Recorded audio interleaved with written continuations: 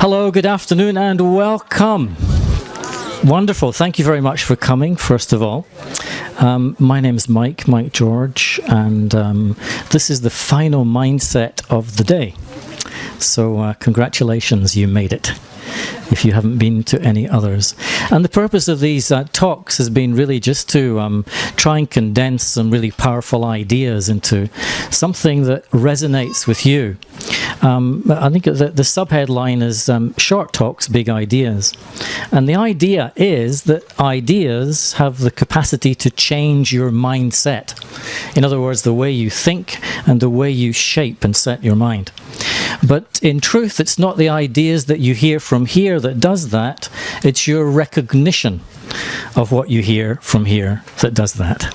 And when you recognize something powerful, then the energy comes from inside out, not from outside in. And the energy that comes from outside in actually won't really change your mind. But when you realize something on the inside, then the energy that's released in your consciousness has the capacity to have you think different, feel different, and do your life differently. So I think you know that this particular session is all about the immune system. And I think we're all very familiar with the idea of the immune system of our body. But there's also an immune system which lives and exists within the soul, or our consciousness. And that's what I'd like to explore with you very briefly in this particular session. I think we're also all very aware that the immune system of your body is operating all the time at every single moment. It's operating right now. And its purpose is to keep your body in a healthy state. And so it's automatic. Whereas the immune system of consciousness, of the soul, has to be activated. And we have to activate that system every day. To do that, however, I need a number of insights to have occurred in my consciousness, in my awareness. And there are 4 insights that I have to hold in the background before I can consciously activate the immune system of the soul. And I'll share these 4 insights with you now, and some of you will recognize some of them, and some it'll be new. Insight number 1 is all about energy. And I think many of you are already aware, and if you're not, then the idea that there's 2 energies at play in life. 2 energies at play. 2 energies that make up life, basically. And intuitively we know what these energies are when we talk to each other. When we say, who am I? I'm a human being. I have a human form, and there's a being of consciousness. There is matter and mind, body and soul. And one energy is very physical. You can see it, touch it, cut it, burn it, drown it, eat it. Well, maybe I wouldn't recommend you eat it, but it's very visible. Whereas this energy here is very intangible, invisible, internal. You cannot see it. You cannot get it in a test tube. And what most of us have learned to do is learn to identify with which energy. Bit of a silly question, probably. We identify with the visible, with the surface, with the tangible. That's why whenever you look in a mirror, you give yourself a fright. Just for a moment. But we learn to live with the fright. But in reality, the truth is, and in a sense it's not a new idea, the energy of consciousness is what I am and what you are and what we are. So that's the first insight I just have to hold in the background. Insight number 2 is to do with pain. I'm sure many of you have heard the saying, pain is inevitable. It's compulsory, but suffering is optional. Pain must happen at some stage to your physical body. And you will, of course, feel that pain because it transmits a sensation through a nervous system into your brain, and you pick up that moment of pain. And so someone will stub your toe, you'll get toothache. There will always be some moments of physical pain. But that's quite different from suffering. Suffering is always a choice. And the reason for that is suffering takes place at a mental and an emotional level.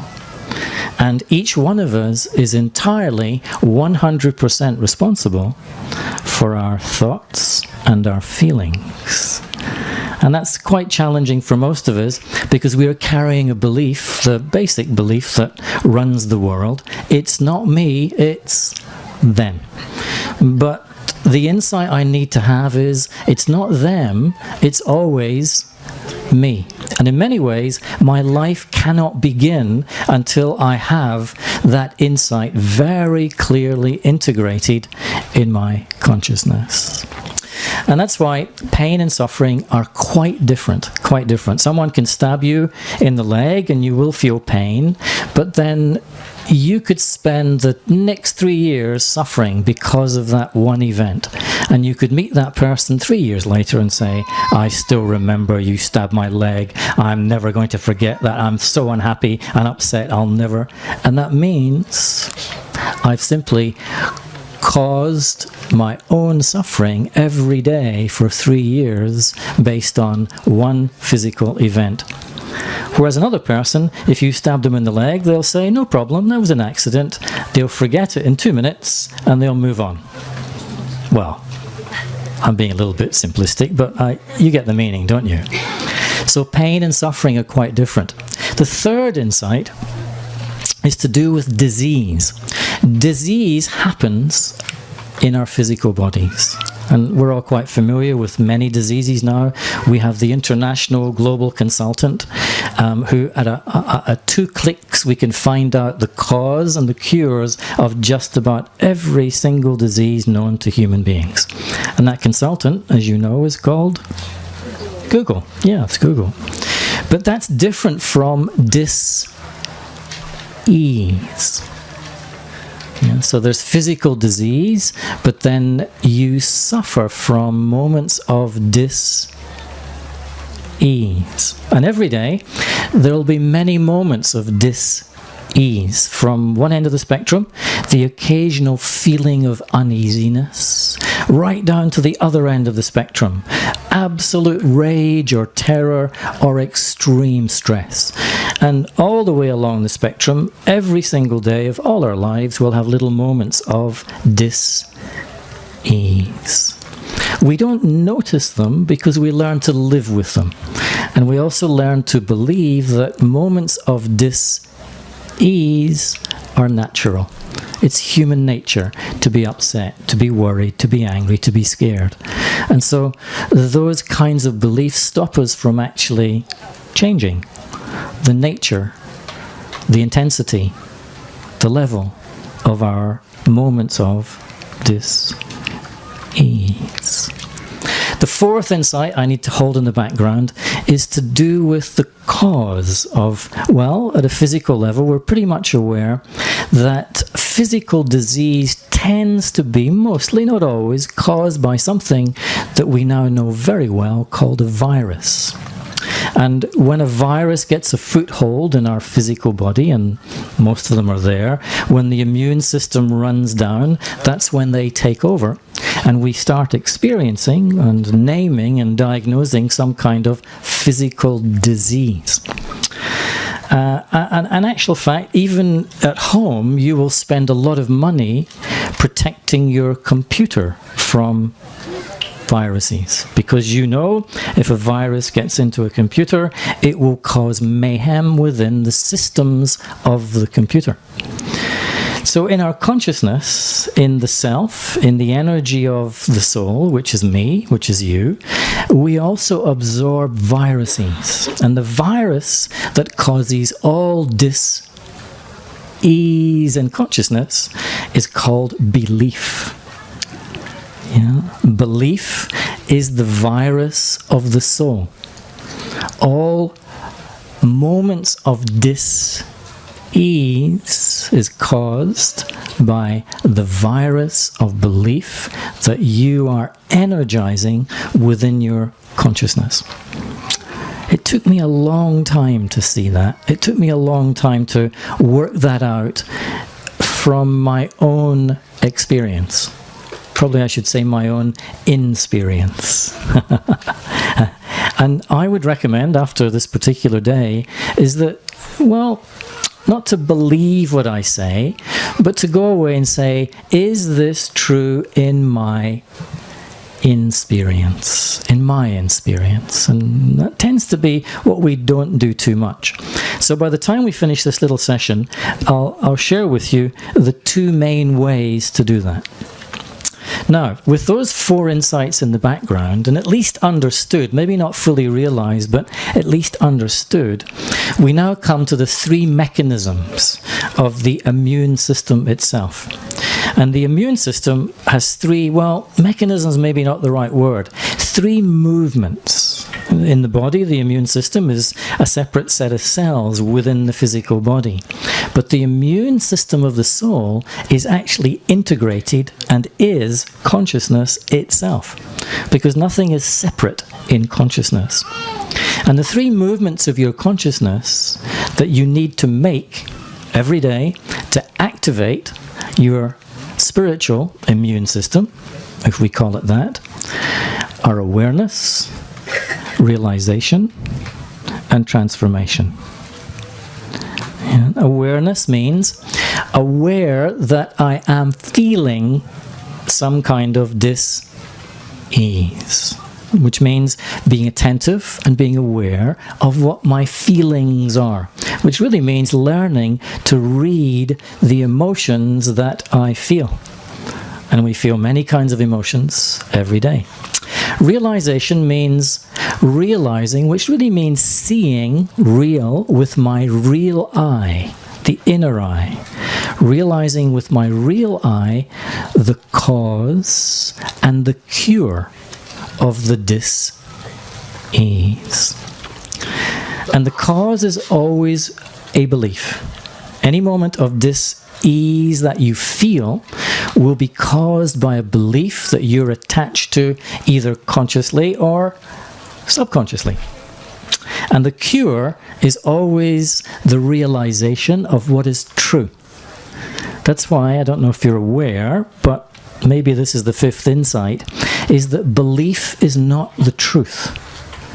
Belief is not the truth. Belief, well, the truth about beliefs lies in the word belief itself. L-I-E.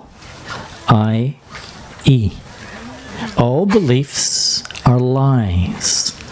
And the reason for that is beliefs are static ideas that we attach to in our consciousness. And the truth is a dynamic process of awareness. And you are not a static being. You are a dynamic, creative energy called consciousness. And it's unnatural for you to grasp onto and hold onto and define yourself by any particular idea or concept. And we call those ideas and concepts beliefs. The 3rd movement of consciousness in the immune system is transformation. And that really means the changing of the form or the vibration of the energy of me, the soul, consciousness, the self. And that's the effect that the realization of truth has. Truth is not a philosophy. It's not someone's fixed point of view. Truth really means your true state, your true vibration. Or if I could use the word, your trueness. Being in your trueness, your truest state. And when you touch that state and you vibrate at that state, it transforms, it changes the form, the vibration, and dis-ease cannot exist in that vibration. Okay, so far so good? Are we all okay? I'll give you a summary at the end if it's not, because I'm slightly time conscious.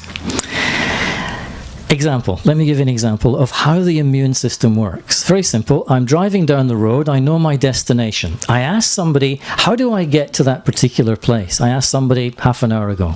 And they told me a certain direction in which to travel. And I believed them. So I took their idea and I made it my belief. I go this way, not that way. But I'm driving along and I become aware, keyword awareness, that I'm feeling a little bit uneasy. I don't know why, can't put my finger on it, but that feeling is just arising. So I look into the feeling and I stay with the feeling. I don't suppress it, don't avoid it. I keep driving and I keep watching that feeling. And there's a moment comes when I realize, actually, the sun is shining inside the right-hand side of the car, and I know it should be shining in the left-hand side of the car. And I have the realization, not rocket science, guess what? I'm going in the wrong direction. I'm not moving in the true direction to take me to my destination. So I stop, turn the car around, I transform the direction at which I'm traveling, and the moment I do that, the feeling of dis-ease disappears. Get it? So, what was the problem?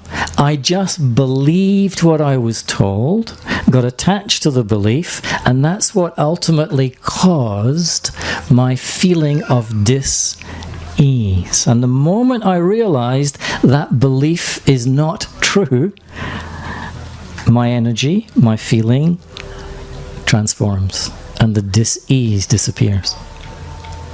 So far, so good? So let's go a bit deeper. Let's go a little bit deeper. And let's imagine you're having an argument with someone. Do you ever argue with No. No, you don't do arguments, no? Yes? When you're arguing with someone, you're certainly feeling uneasy about something. True? Is that pretty accurate? So what are the emotions that you would be feeling as you argue with another person? Probably two emotions. One would be called anger, or irritation, same family, and the other would be called fear. So there'd be a mixture of the two.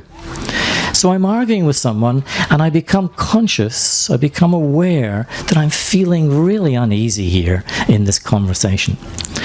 And so instead of suppressing it, avoiding it, going away from it, I carry on conversing, but I kind of stay with this feeling and I look into it. And as I look into it, either during the argument or afterwards in reflection, I notice sitting in behind the feeling of dis-ease, there's a belief. And actually, I notice the belief is causing my dis-ease. And the belief is, the other person is right. Don't think so. But thanks for the suggestion. I'd like to have an argument with you sometime, maybe. And so the belief is, I'm right and they're wrong. Yeah, and that's what's causing my dis-ease, because I'm angry that they don't agree with how right I am, and I'm fearful that this might carry on and that I can't convince them. So there's the belief, I'm right and they're wrong. Now what's the truth? If I stay with that belief and I look into it and I'm prepared to spend time noticing that this is the belief that's causing my peacelessness in this exchange, if I stay with it, I might realize the truth that sits behind. If I ask one person to describe that speaker here, they'll give me one description. If I ask another person to describe the speaker from there, they'll give me another description of the same item. Now, who is correct? Both are neither correct or wrong. They're neither right or wrong. It's just their point of view. It's their point of viewing at that moment. And that point of viewing will change instantly when they change their position. Get it? So no one's right or wrong. So there's the truth. Now there's a truth that changes lives, that changes energy, that changes your consciousness. In truth, no one is ever right or wrong. Now that's challenging, isn't it? Because what's the belief that's been programmed into you since you were knee-high to a grasshopper? I'm right and they're wrong. Mummy's right and I'm wrong. Daddy's right. And you get the idea? And so it's that belief that's causing my moments of dis-ease as I watch the news, as I read the paper, as I listen to the judgments of others, as I walk through my life. I've got this belief shaping the form of my consciousness. Transformation happens when I realize the truth. No one's right or wrong, it's just your point of view. Ah, that's interesting. And the moment I realize that is true, it changes, transforms the energy I give to the other person. And the energy suddenly stops being angry and fearful. It becomes accepting and appreciative. Get it? Do you see the sequence? Awareness, realization, transformation. Yeah. Now, there are different kinds of dis-ease which happen within our consciousness. Not just happen, but which we consciously and subconsciously create. And our challenge, every one of our challenge, including me for the rest of my life, is being able to identify the exact nature of the moments of dis-ease that I'm creating for me. Because no one else is doing it. That's the big one. It's me that's creating my own moments of unhappiness, peacelessness, anger, sorrow, sadness, suffering. They're all self-created. And so the challenge is, can I find out why? What is it within me that is causing? And how do I set myself free? And the two practices to do that are not new. They're ancient. You have probably, if you've been here before today, heard a little bit about them. One is meditation, and the other is contemplation. Meditation, in its simplest definition, is the cultivation of self-awareness. Simplest definition. Every time you sit and meditate, you make yourself actually not self-aware, but you become aware of what you're creating within yourself, what you're generating, your thoughts, your feelings, your emotions, your attitude. And that's not something we've learned to do. And that's why this whole territory of self-awakening is kind of new to most of us.